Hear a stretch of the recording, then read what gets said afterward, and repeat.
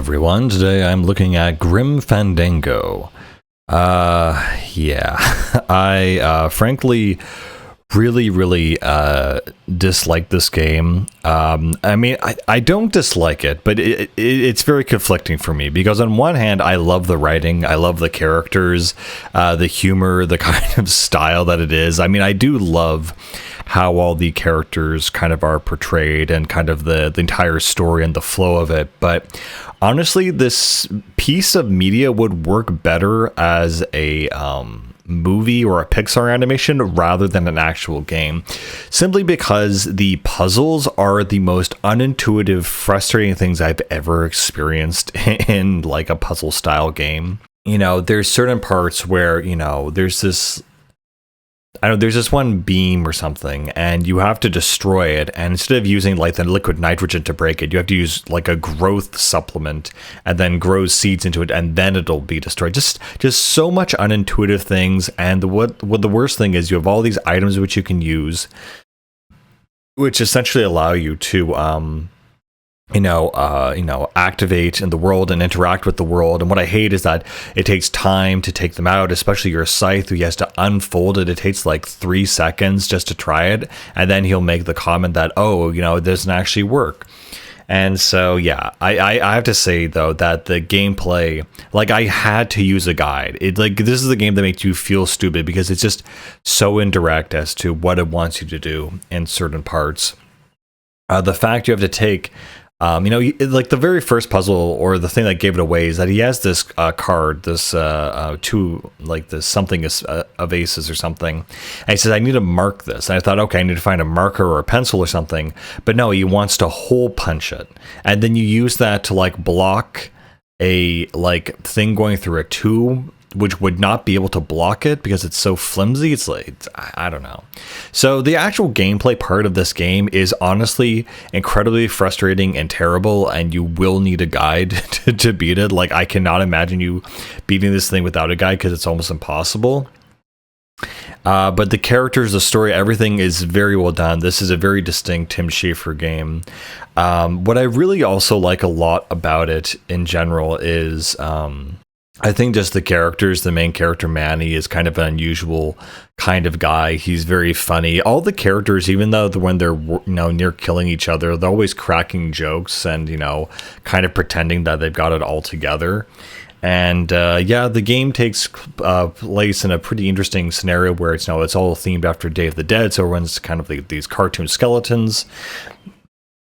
And so you basically spend, the game is divided into 4 separate years or sections of the game where you spend, in the years in the 8th underworld, which I think is really interesting. I'm not sure if that's based on like a Latin idea, or I guess that would technically be Roman Catholic, which would be the 9 circles of hell from the Inferno. But essentially they're in the 8th circle, and apparently the 9th circle is the final area. And so the basic plot is that if you were a really good person, you could qualify for an express train straight to the 9th circle for like paradise or something.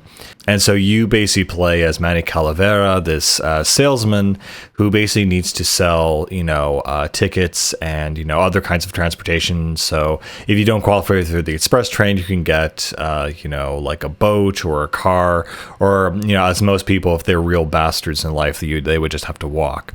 And so Manny's kind of having difficulty where his boss is always breathing down his neck because he always has bad clients. And it turns out the entire system is rigged, and you uncover this kind of peddling business where essentially they're taking tickets for good people, disqualifying them, and then selling them to other people so that then really bad people can actually get into the proper paradise and afterlife without actually having to do good deeds. And so running this whole scam, and you're getting the brunt end of it, where you apparently aren't pulling your weight. And so you do basically decide to take them all down, and this one lady who you end up stealing her case, essentially. You feel really guilty that essentially she was, forced to walk all the way to paradise, like with all the other rabble. And so basically you have to feel so guilty, you have to go out and find her, and also bring down this organization, this corporation that's essentially completely corrupt. Another thing I really liked about this game is, of course, the art style, the character animations, the CG cutscenes are really nice. Everyone's very animated. And honestly, the voice acting is probably the best part of this game. It's very entertaining. But again, it just feels like a very long Pixar movie, which, again, is not necessarily a bad thing. It's just that I've got to help you. This is one of the few games I would say you should actually watch a Let's Play of. But besides that, yeah. Also, I think some of the characters and the tropes in this game inspire some of the characters in Homestar Runner. I don't know how I can put my finger on that, but I just have this hunch. And also, I recently played the Homestar Runner Halloween Flash game, where they released on Steam, actually, and they had a bunch of characters dressed up as old school, point and click adventure characters. And I think Bubs was dressed up as GLaDOS. And so, because I played that, I'm like, oh yeah, Grim Fandango, I never played that. So I finally have played it. And yeah, GLaDOS is actually my favorite character in this game. He is absolutely hilarious. He's this giant, he's a speed demon. So he basically, the way he lives is he has to go fast, and he's a car mechanic. And I love his design because he's just this big head with teeth, and he's so enthusiastic about everything. While Manny's kind of more reserved and calculating and sarcastic about things. And them together, they're a great duo. I really love them. But yeah, there was just some of these puzzles. I mean, there was one puzzle where you had these fire beavers that were guarding this dam, and so they fed off, they used bones and the bodies essentially to make their dams. And so what essentially you have to do, you have to gather these bones from this bone pile, and you have to throw them into this tar pit. I'm like, okay. And so I went there, and there were like 4 beavers, and so or 3 beavers, and I threw 4 bones. I'm like, okay, that should take care of them. And I go back, and they've all respawned. I'm like, what the heck is going on here? And so what you're supposed to do is, when you throw the bone, you have like a quick time action event that it doesn't tell you that as they're falling into the tar pit, you have to spray the fire extinguisher to put them out, which was from the last chapter.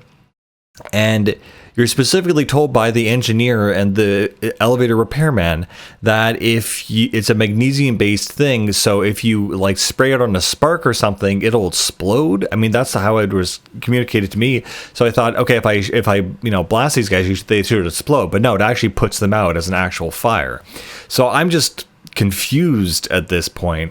And the fact that they had it like a timed event, so if you run out of bones and you miss, you have to go back and get more bones and keep doing this puzzle. It was bizarrely, like absolutely bizarre. I thought the bone would be enough to make them distracted and not come back to the dam, but no, they all respawn. It is the most unintuitive puzzle game I've ever played, but the writing and characters, I wouldn't say save it, but they definitely make it worthwhile, I guess. But again, I would just watch this instead of actually playing because it's frustrating as hell. Again, another really trope that I really enjoyed, I thought was very funny, is, of course, you do have these different factions. Like, you have the kind of the rebels, you have the capitalists, you have like the beatniks and, this underground poetry bar that are all secretly commies. And you have all these exaggerated personalities that are all very fun and silly. And the whole thing has an LA, a noir kind of vibe to it, as you are half detective, half salesman. And again, the writing is just really, really good. Another trope I really liked was the fact that, no one can die in this world because they're already dead, right? So the way they actually die in this world is kind of bringing them to life. So they get, the term is sprouted. And so they get shot with this bullet from this gun, which is actually like fertilizer or something. But basically when people die in this game, they grow flowers all over their bodies, which actually is in line with, I think, the whole Day of the Dead. They have this whole flower theme then with the skulls. And so it actually is there's some very beautiful metaphors here near the end of the game that are pretty cool. But yeah, I just like how it said, I'm going to come and sprout you and all this stuff, and how botanical warfare is like a serious thing in this world. But yeah, I really like the characters, the archetypes, the writing, everything about it except the gameplay, which makes this a very mixed game for me, I think. If I were to be honest, I really wouldn't recommend it. I did not have fun playing this game, experiencing this game. I would honestly watch it, and that's pretty much all I got to say about it. Anyway, guys, that's pretty much all for this Grim Fandango, which also is a part of the game, which is a piece of poetry, which is also really, really cool. But yeah, I don't have anything else to say. I'll see you guys later. Bye.